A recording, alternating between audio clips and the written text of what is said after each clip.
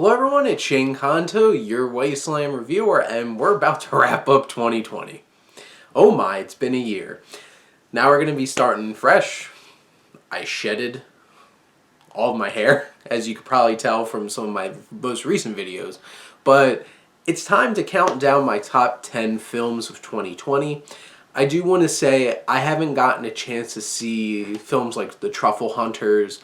I haven't gotten a chance to see Nomadland yet.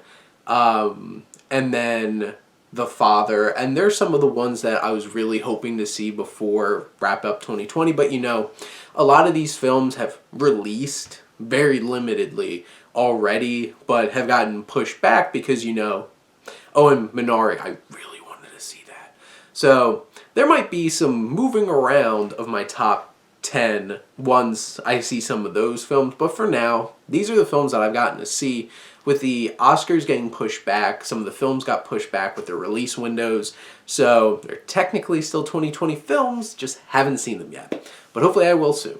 But to do my top 10, the last couple years I've gotten a chance to do this with Matt, and this year I'm flying solo because Matt, with everything going on, really didn't get to watch a whole lot of new films this year, as well as wasn't really a priority from him. So I'm going to be doing my top 10. And of course, if you want to chat about any of these films, always leave comments, and I always love to chat in the comments on YouTube or on my Instagram page, so make sure to check it out. But to get things started, I'm just going to give short elevator pitches about why I love these films. So my number 10 is the documentary Boy State.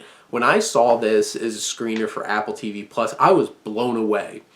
I work at a college. We have Boy State come not this summer, but every summer before that, as long as I remember.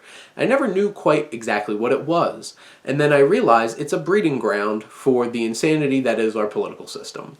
And this film is so impressive in how it captures our political system. And we see that play out in these young men who are preparing to be politicians. You see all of the different kinds of things that we see in our actual political system in this 1 week little competition you have of who's going to be elected president. You see these young men with their ambitions and their drive, and they're quite characters themselves, which is interesting.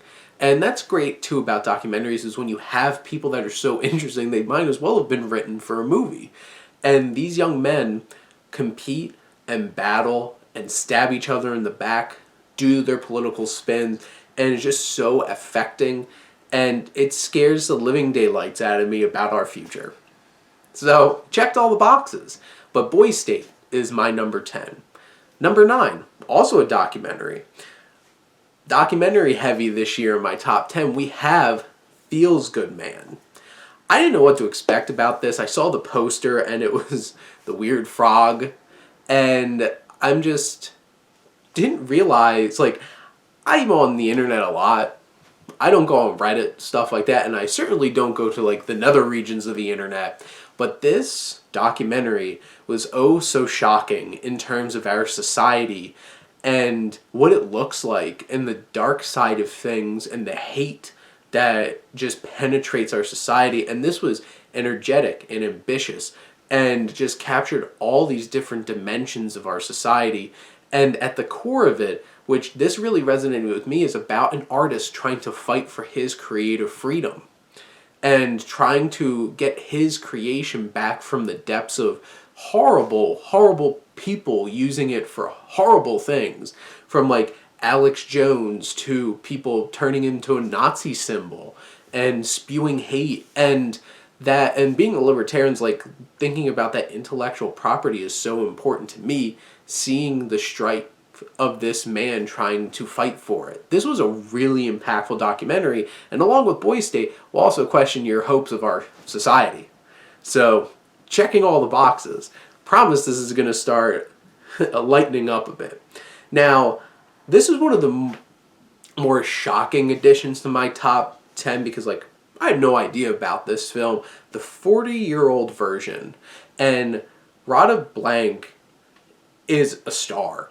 And this film is written, directed, starring her, and it's so layered in the struggle of this creative force, this woman, and all the roadblocks that are put in her way due to her race, her sex, and all these different things, and her overcoming them. And along the way, it's hilarious, and it's moving, it's filled with great characters, and it just moves along and has so much to say, and yet is so entertaining at the same time. Blank, I cannot wait to see what else she does, but this was a gem on Netflix, so go check it out. We have number 7, which is First Cow, and I was super excited about this film going into this year. It was one of the bigger independent films, and it is gorgeous. It's a Western about two men trying to make their way in the frontier by stealing the milk from a rich man's cow and making these wonderful little baked fried goods to sell. And that might seem like, okay, would I care about a story like that? It's so tragic, and it's so penetrating to the core of what America's supposed to be, that dream, and what you'll do to reach that dream and make a life for yourself. And it's gorgeous, and the craft that went into this film, the details, and how this, like a few of the films I'm going to talk about, avoid that telling, not showing. They show and avoid that telling, and really maximizing the beauty of the medium that is film. And First Cow, it's not going to be for everybody. It might be a bit slow, and if you're just like, why would I watch a movie about guys stealing milk? It gets intense, and there's so many layers to classism and prejudice. First Cow is a special film, and I absolutely loved it. I'm so glad that I wound up getting to see it over the summer and didn't get pushed out of this year. Number 6, Sound of Metal.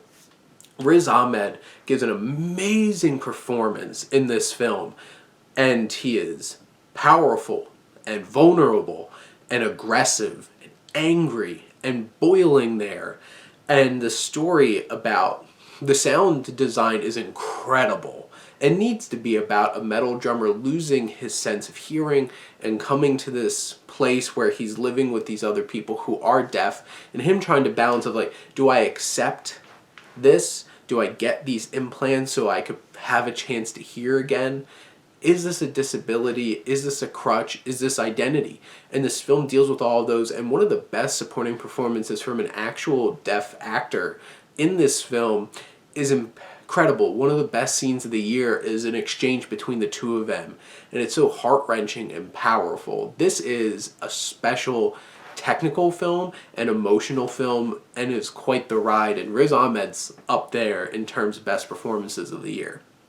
Number 5, so I've watched so many different films from all different kinds of media this year that this one this one's not going to be getting Oscar consideration because it was an HBO film.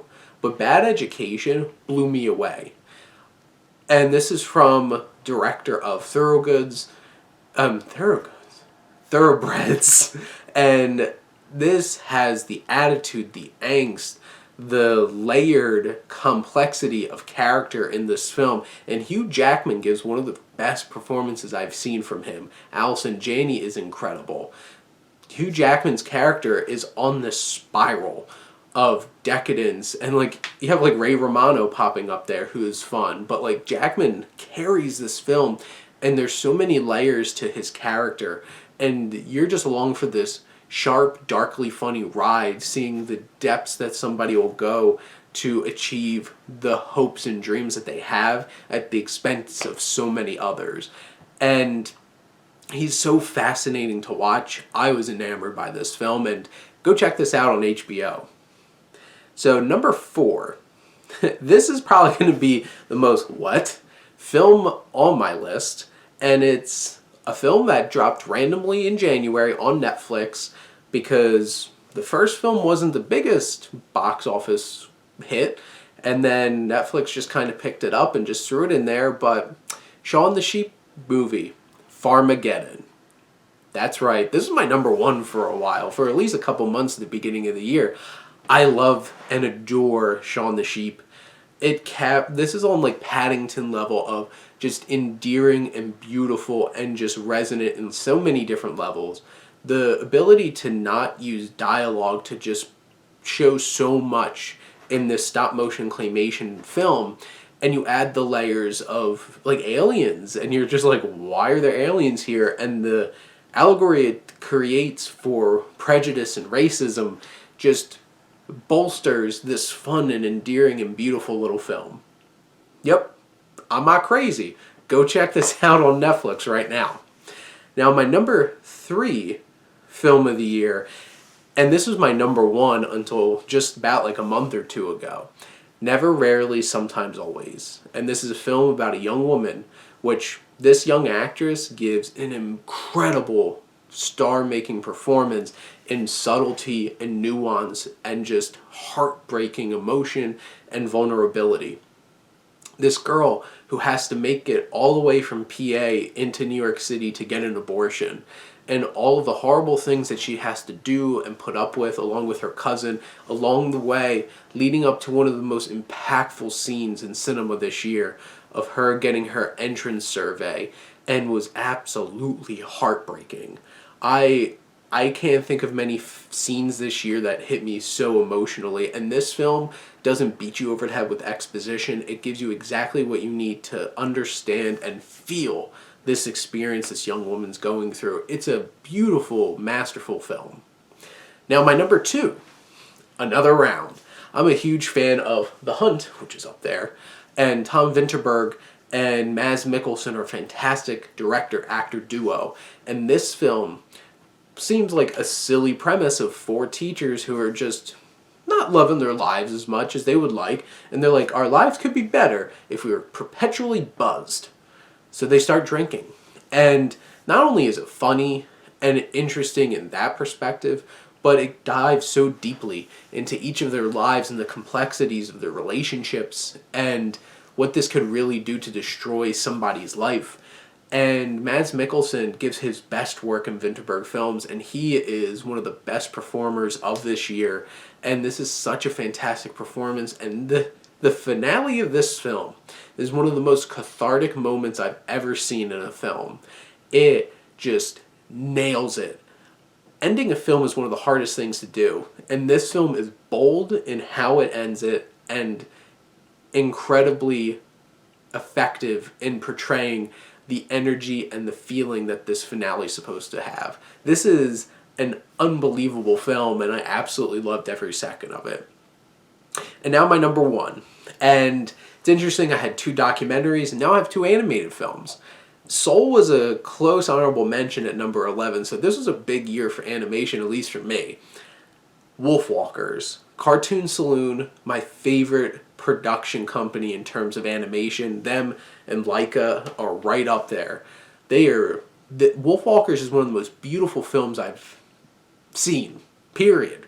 It is so beautiful in the way that it's hand-drawn, and the story that it tells, where it might have some common beats, is so impactful in the layers of prejudice and religion and themes that it hits, and it's intense and can be frightening and can be exhilarating and heartwarming and beautiful all at the same time. This film blew me away, and I had 2 Apple TV Plus films on my top 10 this year, because between Boy State and this, they're on fire.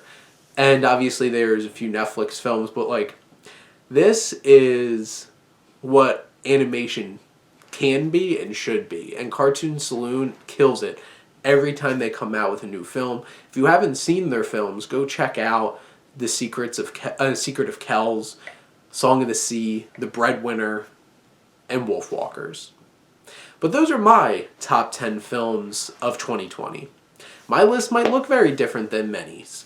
I've been looking at people's all over social media, but that's the beauty of cinema.